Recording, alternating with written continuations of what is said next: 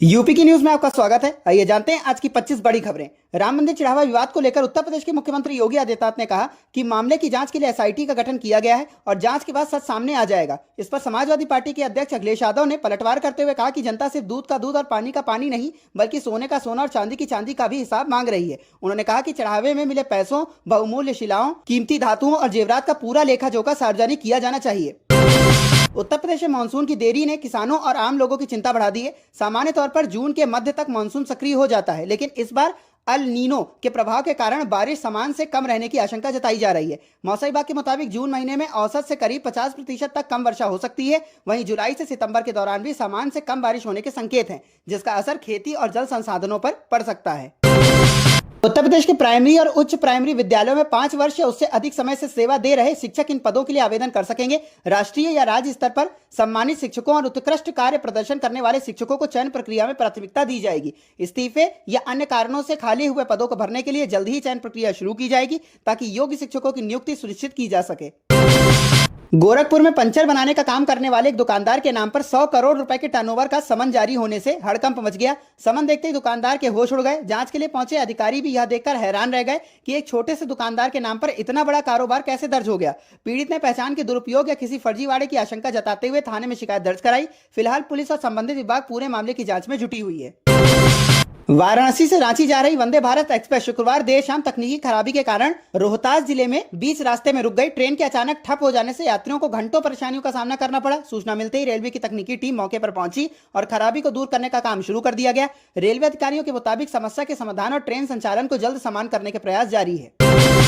मेरठ के central market इलाके में सेटबैक कार्रवाई के तहत हिस्ट्री शीटर अमित मिरिंडा के मकान पर बुलडोजर चलाया गया। इसके बाद जैसे ही अन्य मकानों पर कार्रवाई शुरू हुई, स्थानीय महिलाओं ने विरोध प्रदर्शन शुरू कर दिया। बताया जा रहा है कि मामला अवैध निर्माण और सेटबैक नियमों के उल्लंघन से जुड़ा हुआ है। वहीं यह प्रकरण सुप्रीम कोर्ट में विचाराधीन है, जिसकी अगली सुनवाई 14 जुलाई को निर्धारित की गई है। प्रशासन और पुलिस बल की मौजूदगी में कार्रवाई जारी रही।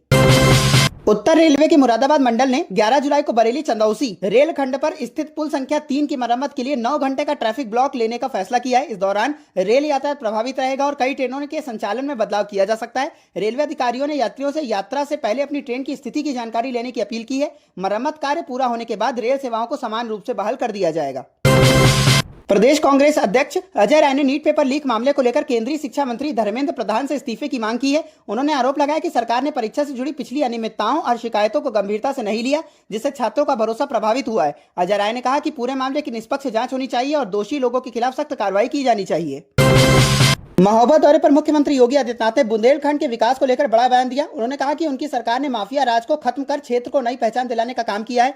सीएम योगी ने कहा कि बुंदेलखंड को एक्सप्रेसवे, सिंचाई परियोजनाओं और डिफेंस कॉरिडोर जैसी योजनाओं से जोड़कर विकास की नई राह पर आगे बढ़ाया गया है। उन्होंने दावा किया कि पहले भू माफिया, खनन माफिया और वन माफिया का दबदबा था, लेकिन अब कानून व्यवस्था मजबूत हुई है और अपराधियों में डर का माहौल है। महोबा में मुख्यमंत्री ने करीब 697 करोड़ रुपए की 88 विकास परियोजनाओं को लोकार्पण और शिलान्यास भी किया, जिससे क्षेत्र के विकास को नई गति मिलने की उम्मीद है। राम मंदिर चढ़ावा विवाद की जांच में बड़ा अपडेट सामने आया है। उत्तर प्रदेश सरकार द्वारा गठित एसआईटी अपनी जांच रिपोर्ट जल्दी सरकार को सौंप सकती है। जांच के दौरान चंपत राय, टिन्नू यादव समेत कई लोगों से पूछताछ की गई है और दान से जुड़े दस्तावेजों तथा रिकॉर्ड की भी गहन जांच की जा रही है। सूत्रों के मुताबिक एसआईटी ने कई अहम बिंदुओं पर जानकारी जुटाई है और रिपोर्ट के आधार पर आगे की कार्रवाई तय की जाएगी। राम मंदिर चढ़ावा मामले को लेकर प्रदेश की राजनीति में भी हलचल तेज है और सभी की नजरें अब एसआईटी की अंतिम रिपोर्ट पर टिकी हुई है। झांसी में मुख्यमंत्री योगी आदित्यनाथ के कार्यक्रम के दौरान एक अनोखा विवाद सामने आया। विकसित भारत संकल्प सम्मेलन में बीजेपी शिक्षक एमएलसी डॉक्टर बाबूलाल तिवारी कथित तौर पर सीटिंग व्यवस्था से नाराज हो गए। बताया जा रहा है कि पहले पंक्ति में जगह नहीं मिलने से नाराज एमएलसी बाबूलाल तिवारी ने मंच पर रखी कुर्सी फेंक दी और कार्यक्रम स्थल से बाहर चले गए। इस घटना का वीडियो सोशल मीडिया पर तेजी से वायरल हो रहा है। हालांकि कुछ देर बाद बाबूलाल तिवारी वापस लौटे और पीछे की पंक्ति में जाकर बैठ गए। इस दौरान जिला पंचायत अध्यक्ष पवन गौतम ने भी बैठने की व्यवस्था को लेकर नाराजगी जाहिर की। मुख्यमंत्री योगी के कार्यक्रम में हुई इस घटना के बाद राजनीतिक गलियारों में इसकी खूब चर्चा हो रही है। पूर्वांचल की राजनीति में समाजवादी पार्टी के सांसद राजीव राय ने इन दिनों चर्चा का केंद्र में है। अखिलेश यादव के करीबी माने जाने वाले राजीव राय को लेकर राजनीतिक गलियारों में कई तरह की चर्चाएं तेज हैं। हाल के दिनों में मऊ में ट्रेन में उद्घाटन कार्यक्रम को लेकर हुए विवाद और उनकी सक्रिय राजनीतिक भूमिका के बाद उनका नाम लगातार सुर्खियों में बना हुआ है। राजीव राय को पूर्वांचल में भूमिहार समाज के प्रभावशाली नेताओं में गिना जाता है और उन्हें सपा का मजबूत चेहरा माना जाता है। 2027 विधानसभा चुनाव से पहले राजीव राय की बढ़ती सक्रियता को लेकर राजनीतिक विश्लेषक पूर्वांचल के बदलते समीकरणों पर नजर बनाए हुए हैं।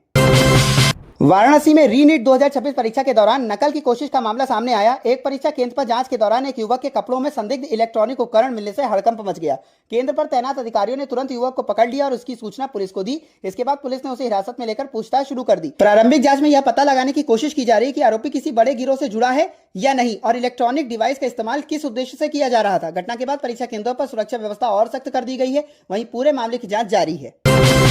समाजवादी पार्टी अध्यक्ष अखिलेश यादव अपने परिवार के साथ राष्ट्रवादी कांग्रेस पार्टी के प्रमुख शरद पवार की पोती के विवाह समारोह में शामिल होने के लिए मुंबई पहुंचे। मुंबई एयरपोर्ट पर अखिलेश यादव, उनकी पत्नी और सांसद डिंपल यादव समेत परिवार के अन्य सदस्यों का भव्य स्वागत किया गया। इस दौरान कई समर्थक और पार्टी कार्यकर्ता भी मौजूद रहे। शरद पवार के परिवार में आयोजित इस खास समारोह में देश की राजनीति और उद्योग जगत की कई बड़ी हस्तियों के शामिल होने की चर्चा है। अखिलेश यादव के मुंबई पहुंचने की तस्वीरें और वीडियो सोशल मीडिया पर तेजी से वायरल हो रहे हैं और राजनीतिक गलियारों में भी इसकी खूब चर्चा हो रही है।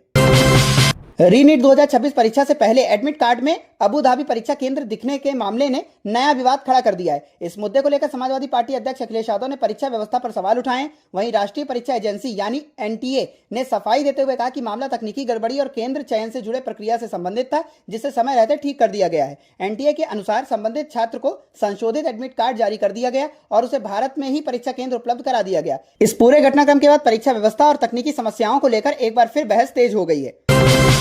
राम मंदिर चढ़ावा विवाद को लेकर बीजेपी के वरिष्ठ नेता और पूर्व केंद्रीय मंत्री मुख्तार अब्बास नकवी ने समाजवादी पार्टी और अखिलेश यादव पर निशाना साधा है। रामपुर में मीडिया से बातचीत के दौरान नकवी ने कहा कि जो लोग धर्म के विरोधी हैं, उन्हें धार्मिक मामलों में दखल नहीं देना चाहिए। उन्होंने विपक्ष पर इस संवेदनशील मुद्दे पर दुष्प्रचार फैलाने का आरोप भी लगाया। मुख्तार अब्बास नकवी ने कहा कि उत्तर प्रदेश सरकार और राम मंदिर प्रशासन पूरे मामले को गंभीरता और संवेदनशीलता के साथ देख रहे हैं और जांच प्रक्रिया पर भरोसा रखा जाना चाहिए। राम मंदिर चढ़ावा विवाद को लेकर जारी सियासी बयानबाजी के बीच नकवी के इस बयान से प्रदेश की राजनीति में एक बार फिर हलचल तेज हो गई है।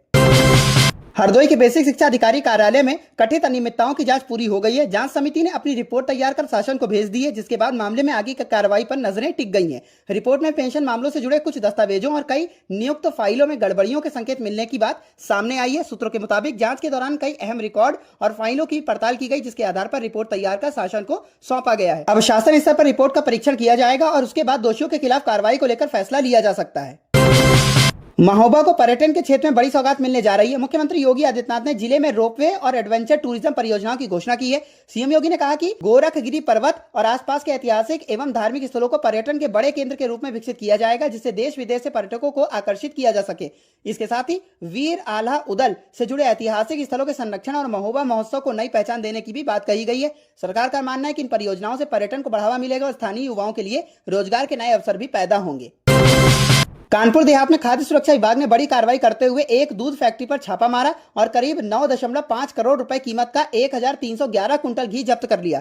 जांच के दौरान अधिकारियों को भारी मात्रा में ऐसा घी मिला जिस पर निर्माण और समाप्ति तिथि दर्ज नहीं थी। इसके बाद पूरे स्टॉक को सीज कर दिया गया। खाद्य सुरक्षा विभाग की टीम ने मौके से कई नमूने भी लिए, जिन्हें जांच के लिए प्रयोगशाला भेजा गया है। रिपोर्ट आने के बाद आगे की कार्रवाई की जाएगी। इस बड़ी कार्रवाई के बाद इलाके में हड़कंप मच गया और मिलावटखोरी के खिलाफ विभाग की सख्ती की चर्चा तेज हो गई है।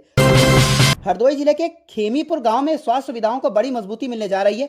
यहां 50 बेड वाले मातृ एवं शिशु स्वास्थ्य यानी एमसीएच विंग अस्पताल का शिलान्यास किया गया है। करीब 16 करोड़ रुपए की लागत से बनने वाले इस अस्पताल में गर्भवती महिलाओं और नवजात शिशुओं को बेहतर चिकित्सा सुविधाएं उपलब्ध कराई जाएंगी। स्थानीय लोगों का कहना है कि इस अस्पताल के बनने से उन्हें इलाज के लिए दूसरे शहरों का रुख नहीं करना पड़ेगा और क्षेत्र की स्वास्थ्य सेवाओं में बड़ा सुधार आएगा। सरकार का दावा है कि इस परियोजनाओं से ग्रामीण क्षेत्रों में स्वास्थ्य सुविधाओं को नई मजबूती मिलेगी और मरीजों को समय पर बेहतर इलाज मिल सकेगा। उत्तर प्रदेश में मौसम का मिजाज दो हिस्सों में बटा नजर आ रहा है। जहां पूर्वी यूपी के कई जिलों में लोगों को भीषण गर्मी और लू का सामना करना पड़ रहा है, वहीं पश्चिमी यूपी में बारिश और तेज हवाओं के आसार जताए गए हैं। मौसम विभाग के अनुसार पश्चिमी उत्तर प्रदेश के कुछ इलाकों में गरज चमक के साथ बारिश होने की संभावना है, जिससे तापमान में गिरावट आ सकती है। दूसरी ओर पूर्वी यूपी के जिलों में गर्म हवाओं और उमस से लोगों की परेशानी बढ़ी हुई है। मौसम विभाग ने लोगों को दोपहर के समय सतर्क रहने और जरूरी सावधानी बरतने की सलाह दी है। आने वाले दिनों में मानसून की गतिविधियां तेज होने के साथ प्रदेश के मौसम में बड़ा बदलाव की उम्मीद जताई जा रही है। गोरखपुर के रेल यात्रियों के लिए बड़ी खुशखबरी है। पूर्वोत्तर रेलवे के गोरखपुर कारखाने में नई अमृत भारत ट्रेन की रेक तैयार हो चुकी है और अब इसे हरी झंडी मिलने का इंतजार है। मीडिया रिपोर्ट्स के मुताबिक इस नई अमृत भारत ट्रेन को दिल्ली और मुंबई रूट पर चलाने का प्रस्ताव तैयार किया गया है, जिससे पूर्वांचल के यात्रियों को बड़ी राहत मिलेगी। रेलवे अधिकारियों का मानना है कि नई ट्रेन शुरू होने से लंबी दूरी की यात्रा और अधिक सुविधाजनक होगी और यात्रियों को बेहतर कनेक्टिविटी का लाभ मिलेगा। अब यात्रियों की नजर रेलवे बोर्ड की अंतिम मंजूरी पर टिकी हुई है, जिसके बाद इस नई सौगात का संचालन शुरू किया जा सकता है। अंतर्राष्ट्रीय योग दिवस के अवसर पर मुख्यमंत्री योगी आदित्यनाथ ने ऐतिहासिक झांसी किले की प्राचीर पर योगाभ्यास कर प्रदेशवासियों को स्वस्थ जीवन का संदेश दिया। सीएम योगी ने कहा कि योग को जीवन का हिस्सा बनाने से व्यक्ति लंबे समय तक स्वस्थ और निरोग रह सकता है। उन्होंने कहा कि योग से ना तो बुढ़ापा डराता है और ना ही बीमारियां। मुख्यमंत्री ने लोगों से नियमित योग अपनाने की अपील करते हुए कहा कि स्वस्थ समाज की मजबूत और समृद्ध राष्ट्र की नींव होता है। झांसी में आयोजित इस विशेष कार्यक्रम में बड़ी संख्या में लोग ने भाग लिया और योग के जरिए स्वास्थ्य जीवन का संकल्प लिया। राम मंदिर चढ़ावा विवाद को लेकर सियासत तेज हो गई है। उप मुख्यमंत्री केशव प्रसाद मौर्य ने समाजवादी पार्टी अध्यक्ष अखिलेश यादव पर निशाना साधते हुए कहा कि श्री राम के बारे में बोलते समय मर्यादा और सम्मान का ध्यान रखना चाहिए। केशव प्रसाद मौर्य ने कहा कि भगवान श्री राम करोड़ों लोगों की आस्था के केंद्र हैं और इस तरह के संवेदनशील मुद्दों पर बयान देते समय संयम बरतना जरूरी है। उन्होंने कहा कि पूरे मामले की जांच चल रही है और सच्चाई सामने आने तक किसी भी तरह के आरोप प्रत्यारोप से बचना चाहिए। राम मंदिर चढ़ावा विवाद को लेकर भाजपा और समाजवादी पार्टी के बीच जारी बयानबाजी के बीच उप मुख्यमंत्री के इस बयान से प्रदेश की राजनीति में एक बार फिर हलचल तेज हो गई है। वाराणसी में 19 गांव और 34 मोहल्लों में जमीन की खरीद फरोख्त पर रोक लगा दी गई है। जिलाधिकारी के आदेश के बाद इन इलाकों में भूमि रजिस्ट्री और लैंड यूज परिवर्तन से जुड़े मामलों पर फिलहाल कार्रवाई रोक दी गई है। यह फैसला गंगा और वरुणा नदी के किनारे प्रस्तावित एलिवेटेड रोड और फ्लाईओवर परियोजनाओं को ध्यान में रखते हुए लिया गया। प्रशासन का कहना है कि इन परियोजनाओं से शहर में ट्रैफिक जाम की समस्या कम होगी और श्रद्धालुओं को बेहतर आवागमन की सुविधा मिलेगी। NHAI की ओर से कई नई सड़क और कनेक्टिविटी परियोजनाओं का प्रस्ताव तैयार किया गया है, जिसके चलते प्रभावित क्षेत्रों में एहतियात के तौर पर यह कदम उठाया गया है। फिलहाल इन क्षेत्रों में जमीन की बिक्री और भूमि उपयोग परिवर्तन से जुड़े आवेदनों पर रोक रहेगी, जिससे परियोजनाओं के लिए भूमि अधिग्रहण प्रक्रिया सुचारू रूप से पूरी की जा सके। मुख्यमंत्री योगी आदित्यनाथ के शहर गोरखपुर में एक बेहद खास और भव्य परियोजना पर काम शुरू होने जा रहा है। शहर के प्रमुख प्रवेश मार्गों पर 6 भव्य आइकॉनिक गेट बनाए जाएंगे, जो गोरखपुर की सांस्कृतिक और धार्मिक पहचान को नई पहचान देंगे। इन गेटों को आधुनिक डिजाइन और स्थानीय विरासत की झलक के साथ तैयार किया जाएगा, जिससे शहर में प्रवेश करने वाले लोगों को आकर्षक और भव्य स्वागत का अनुभव मिलेगा। सरकार का मानना है कि इस परियोजना से गोरखपुर की सुंदरता बढ़ेगी और पर्यटन को भी बढ़ावा मिलेगा। आने वाले समय में यह 6 इलेक्ट्रॉनिक गेट गोरखपुर की नई पहचान बन सकते हैं और शहर के विकास में एक महत्वपूर्ण भूमिका निभाएंगे।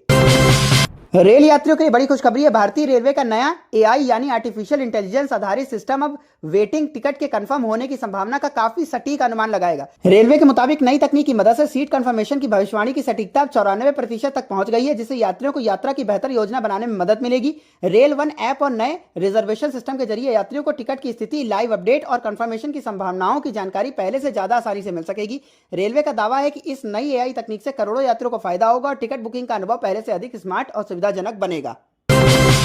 ज्योतिर्मठ के शंकराचार्य स्वामी अभिमुकुटेश्वरानंद सरस्वती के मुख्यमंत्री योगी आदित्यनाथ की सराहना करते हुए कहा कि वे उनके हालिया रुख की प्रशंसा करते हैं। स्वामी अभिमुकुटेश्वरानंद ने कहा कि अयोध्या से जुड़े मुद्दों पर मुख्यमंत्री योगी का रवैया सराहनीय है और उन्होंने इस पर खुशी भी जताई। हाल के दिनों में दोनों के बीच कई मुद्दों को लेकर मतभेद की चर्चा रही थी, लेकिन अब शंकराचार्य के इस बयान को खास माना जा रहा है। स्वामी अभिमुकुटेश्वरानंद के इस बयान के बाद राजनीतिक और धार्मिक गलियारों में नई चर्चाएं तेज हो गई हैं।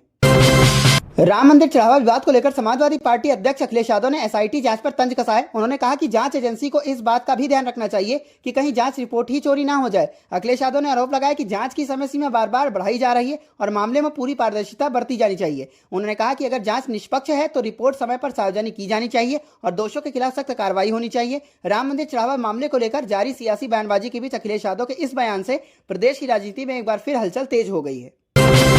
उत्तर प्रदेश के नगर निगमों की आय में बड़ी बढ़ोतरी दर्ज की गई है। वित्तीय वर्ष में नगर निगमों का राजस्व करीब 32% बढ़ा है, जिसमें गोरखपुर नगर निगम सबसे आगे रहा। संपत्ति कर, विज्ञापन शुल्क, दुकान किराया और अन्य स्रोतों से होने वाली आय में बढ़ोतरी के कारण नगर निगमों की कमाई में उल्लेखनीय इजाफा हुआ है। गोरखपुर नगर निगम ने राजस्व बढ़ाने के मामले में सबसे बेहतर प्रदर्शन किया, जबकि अन्य नगर निगमों में भी आय बढ़ने का सकारात्मक असर देखने को मिला है। सरकार का कहना है कि बढ़ी हुई आय का उपयोग शहरों में सड़क, सफाई, पेयजल और अन्य नागरिक सुविधाओं को बेहतर बनाने में किया जाएगा। रेल यात्रियों के लिए जरूरी खबर है। जून के आखिरी सप्ताह में रेलवे के तकनीकी और रखरखाव कार्यों के चलते कई ट्रेनों के रूट बदले जाएंगे, जबकि कुछ ट्रेनों का संचालन भी प्रभावित रहेगा। रेलवे अधिकारियों के मुताबिक कई ट्रेनों को डाइवर्ट किया जाएगा और कुछ गाड़ियां निर्धारित समय से देरी से चल सकती हैं, जिससे यात्रियों को परेशानी का सामना करना पड़ सकता है। यात्रियों से अपील की गई है कि यात्रा से पहले अपनी ट्रेन का स्टेटस और रूट जरूर जांच लें, ताकि किसी तरह की असुविधा से बचा जा सके। रेलवे का कहना है कि यह बदलाव आवश्यक कार्यों को पूरा करने के लिए किया जा रहे हैं और काम पूरा होने के बाद ट्रेनों का संचालन सामान्य हो जाएगा।